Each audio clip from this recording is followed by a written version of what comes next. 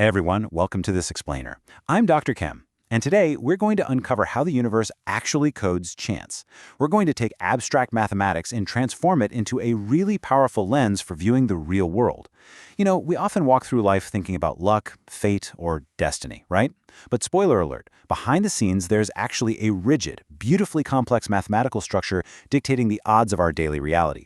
Today, we're diving deep into the binomial distribution.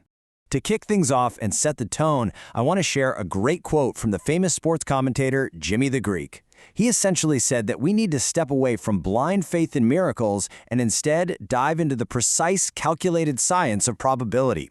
Basically, if you want to rely on miracles, go play the casino numbers game. But if you want to understand the actual likelihood of an event happening in the real world, well, you need statistics.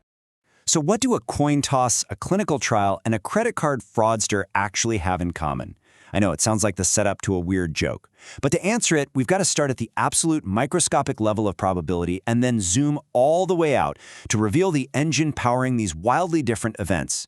At first glance, flipping a coin seems entirely unrelated to evaluating a new cancer drug or catching a thief. Yet, believe it or not, they are fundamentally connected by the exact same mathematical rules of chance. All right, let's jump straight into Section 1, the Bernoulli building block, the unit of probability.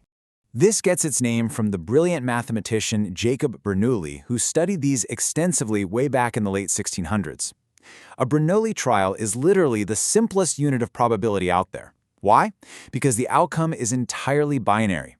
It's a single experiment and it's either a success or a failure. There is absolutely no middle ground here. You flip a coin, it's heads or it's tails. In biological studies, an organism either inherits a specific genetic allele or it doesn't. Simple as that. Now, it is absolutely crucial that we contrast the discrete, binary nature of Bernoulli trials with continuous variables, because they require completely different mathematical tools to measure. Think about it. If we're tracking the exact time a student arrives to class, that is continuous. They could be 3.43 minutes early or maybe 2.7 minutes late. It's an infinite range of possibilities. But a Bernoulli trial? It's discrete. The outcomes are distinct, separate, and finite. Think about how continuous variables rely on calculus, specifically using integrals to find the cumulative area under a curve. It's complex. But with our discrete Bernoulli trials, we don't even need calculus. We literally just count up the discrete block-like successes. It's a fundamental shift from trying to measure infinite spaces to simply counting distinct yes or no events. Moving right along, let's hit Section 2, Birth of the Binomial, Scaling Up Probability. Okay, so in any single Bernoulli trial, your probability of success, which we denote as lowercase p, plus your probability of failure, lowercase q, has to equal exactly 1 every single time. That 1 represents 100% of all the possibilities.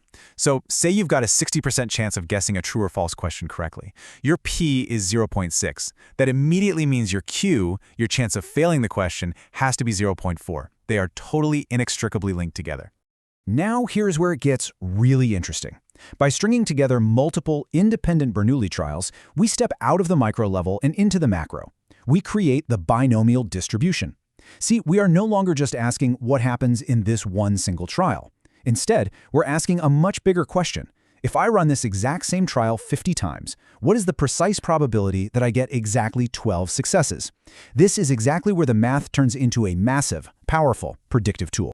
Which brings us to Section 3, Rules of the Game, Conditions for the Binomial.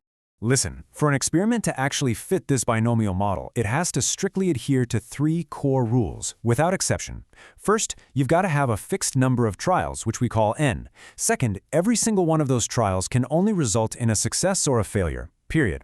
And third, this one's huge, the trials must be totally independent. That means the outcome of one trial cannot affect the next one, and your probability of success, your p, has to stay exactly the same every single time you run it. So the actual math running this distribution? It acts like a highly efficient accounting system. It calculates every single possible combination where the number of successes you're looking for could actually happen. Think of a birthday party, right? You've got 5 guests, but only 2 party hats. How many different ways can you hand out just 2 hats among 5 people? Mathematical tools called factorials and combinatorials basically count these exact variations in an instant. They are the hidden machinery running inside the binomial formula. All right, let's take this out of the classroom in Section 4, the real world, biology, and beyond. You would be amazed where this pops up. From predicting whether a specific plant species is going to show up in an ecological rangeland quadrat, to predicting genetic inheritance, all the way to catching financial fraud. The binomial distribution is basically this invisible code running behind the scenes of our world. In ecology, if you record the presence or absence of a plant in a sample space, boom, you've produced a binomial distribution. In customer service, someone arriving during a specific time block is a success, and nobody arriving is a failure. It is everywhere. Let's zoom in on the financial side for a second. Let's say a bank knows that, geographically, 2% of their transactions are fraudulent. They can actually model that risk. By using binomial math, these banks keep themselves from just drowning in data. They can take a batch of, say, 50 daily transactions and calculate the exact probability of getting more than 1, 2, or 3 fraudulent hits. It lets them set up automated security thresholds based on actual mathematical reality, rather than just guessing. And finally, let's look at Section 5, Medical Miracles, Diagnostics, and Survival.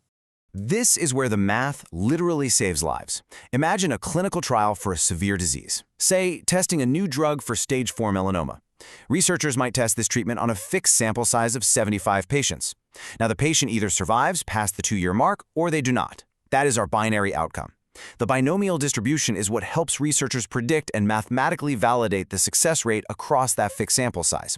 It literally tells them if the drug's efficacy is just a statistical fluke or a genuine medical breakthrough. But of course, we've got to monitor the risks too. Let's say a known medication has a 5% chance of causing side effects. If you give it to a sample of 100 patients, what's your actual risk? Notice how rapidly this probability just drops off a cliff. Sure, there's a 38% chance of seeing more than 5 people with side effects, but the odds of more than 15 patients out of 100 experiencing them, it's 0.0004. I mean, it is practically zero. Knowing this tells medical professionals exactly what they should expect out in the field. On top of all that, this distribution is what gives healthcare providers the statistical confidence to actually trust diagnostic tests. Think about a rapid flu test or even a highly complex cancer screening. These tests are essentially just massive Bernoulli trials. The binomial model lets us mathematically map out the exact probabilities of getting true positives versus false positives. It defines the exact sensitivity and specificity of the diagnostics that ultimately tell us whether we are healthy or sick. So we've seen how the binomial distribution scales all the way from a single, simple coin toss, up to the ecological balance of a rangeland, right up to life-saving clinical diagnostics. It kind of proves that what we usually brush off as luck is really just a strict distribution of probabilities. Which leaves us with this final, kind of provocative thought to chew on. If our everyday actions and choices are really just a series of independent Bernoulli trials, how are you modifying your P, your probability of success, to stack the odds in your favor for your next trial? Keep learning, keep calculating, and I'll catch you in the next explainer.